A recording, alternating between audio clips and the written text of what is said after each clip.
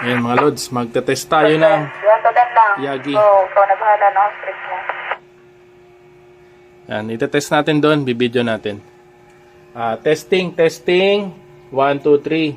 Gamit yung Yagi Directional UHF 5 element antenna. Testing 1, 2, 3. Mag-count ako ng 1 to 10. 1, 2, 3, 4, 5, 6, 7, 8, 9, 10. Ayan mga idol. Pinabidyo ko doon mga idol sa aking XYL. Ayan. XYL mag-count ka nga 1 to 5. Hanapan mo na magandang pwesto yung antenna mo para marinig yung quality ng audio dito. Ayan mga idol. Ayan mga idol, yun yung receive natin. Naka-portable lang siya.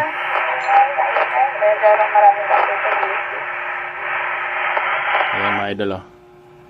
Copy. Readable audio kahit nasa loob ka ng building. Yan mga idol. Nasa loob yung building mga idol. Tapos ang location natin ay 4 kilometer. Pero nasa loob siya ng building mga idol. Sobrang kapal nung building nila, talagang konkreto, slab. At sa school kasi yun mga idol, kaya tabi-tabi yung mga building. Pero kuhang-kuha ng ating directional yan mga idol. Ayan. Dyan, send sa atin yung video. Panoorin natin. Ayan. Yan mga idol, ito yung aking XYL. Pinabidyo ko dun sa kanyang opisina sa school nila. Tinan nyo yung mga idol, yung mga antena kung mapapansin nyo.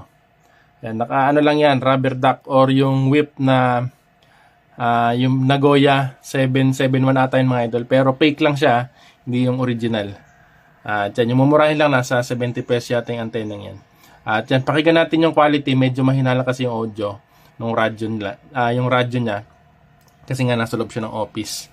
At yan, tingnan natin. Piplay ko mga idol. Pakinggan nyo yung quality ng sound. Gamit ko yung Yagi Directional UHF 5 element antenna. Testing 1 to 3. Mag-count ako ng 1 to 10.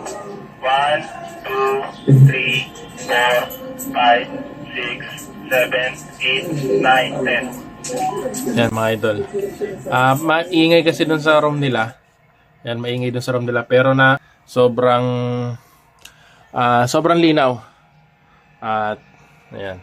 Hindi ko na ito ulit yung ating Yagi. Yan, dalawa yung mga idol. Yan. Baka may gusto niyan, ready made na. Padala ko na lang sa inyo sa may gusto.